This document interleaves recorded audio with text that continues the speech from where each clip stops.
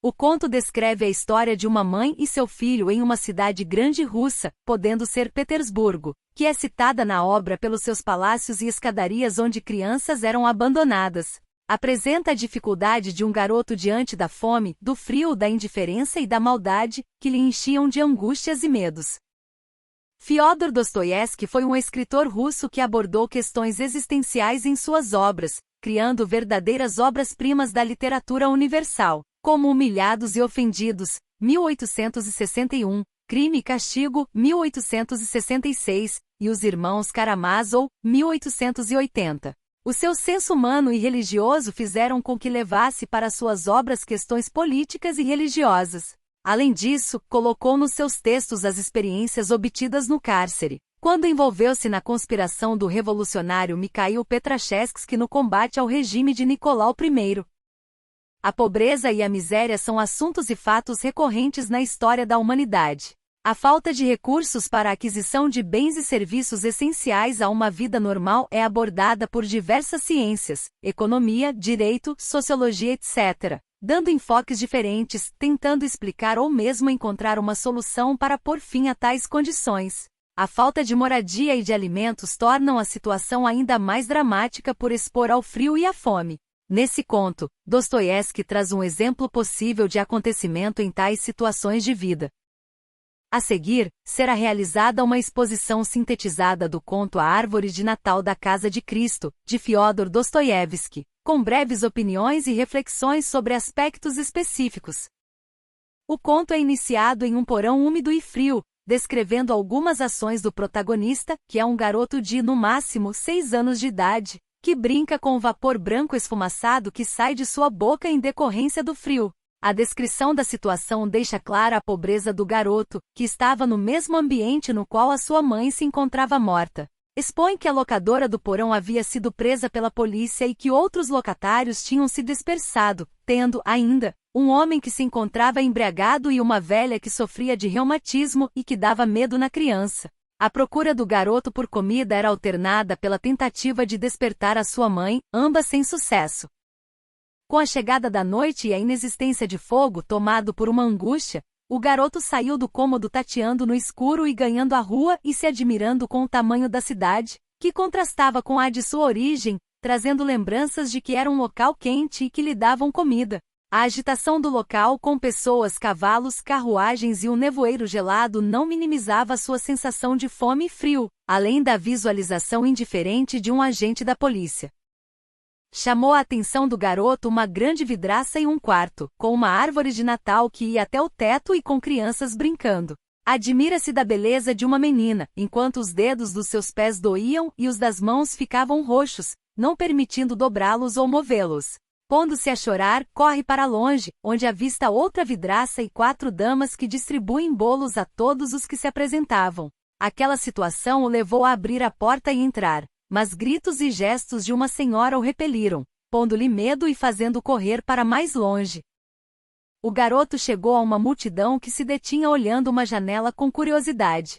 Através da vidraça havia bonecos vestidos e com instrumentos, que pareciam vivos, surpreendendo o menino, que se pôs a rir da situação, deixando de lado a vontade de chorar. Um tapa desferido em sua cabeça por um moleque grande e malvado, seguido por uma rasteira que o fez rolar pelo chão, provocou a sua fuga após levantar-se. Chegou dessa vez a uma cocheira, onde se escondeu, aproveitando a escuridão, encolhendo-se sem poder retomar o fôlego de tanto medo.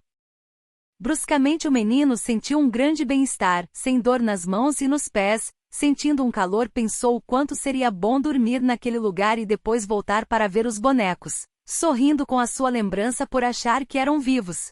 Escutou então uma voz que parecia ser de sua mãe, cantando, chamando-o para ver a árvore de Natal, mas não era ela. Sem conseguir identificar quem era, alguém o abraçou no escuro e estendeu-lhe os braços, quando uma claridade expôs uma maravilhosa árvore de Natal, em um local com meninos e meninas que o cercam como numa brincadeira de roda. Após o abraçar, as crianças o levam com elas, quando distingue a sua mãe com ar feliz. Após questionar as demais crianças quanto àquele lugar, recebeu a resposta de que tratava-se da árvore de Natal de Cristo, que naquele dia, todos os anos, era posta para os meninos que não tiveram sua árvore na terra.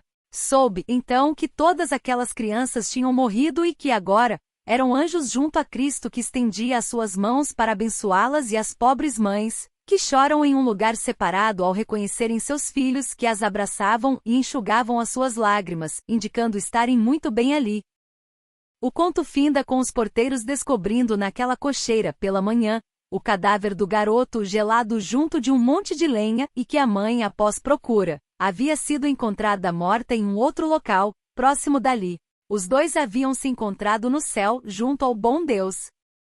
A pobreza, como uma condição de falta de acesso a meios fundamentais para a sobrevivência, ainda é uma realidade, sendo tratada por pensadores políticos, organizações não governamentais e diversas outras instituições.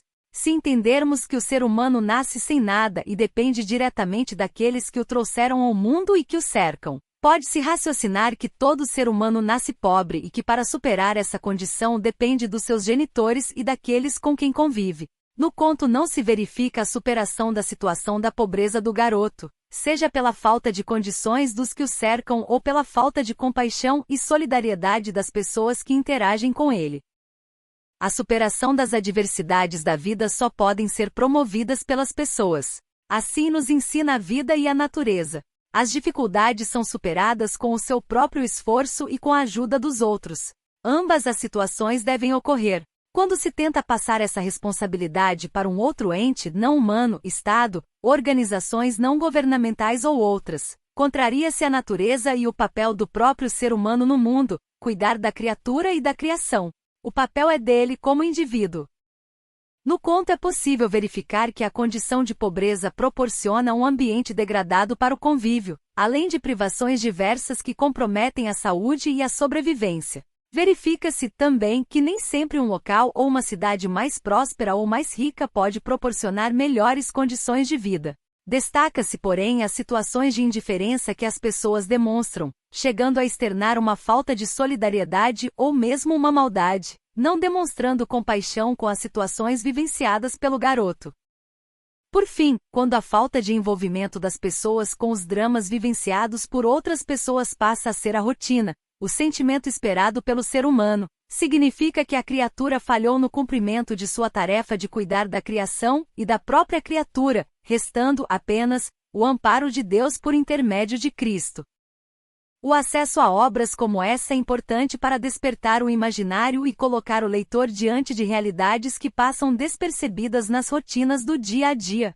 Para aprofundar e detalhar mais as ideias apresentadas neste texto é importante que se busque a leitura completa do conto, bem como conhecer mais sobre o autor. Para ambas as atividades é possível encontrar material na internet.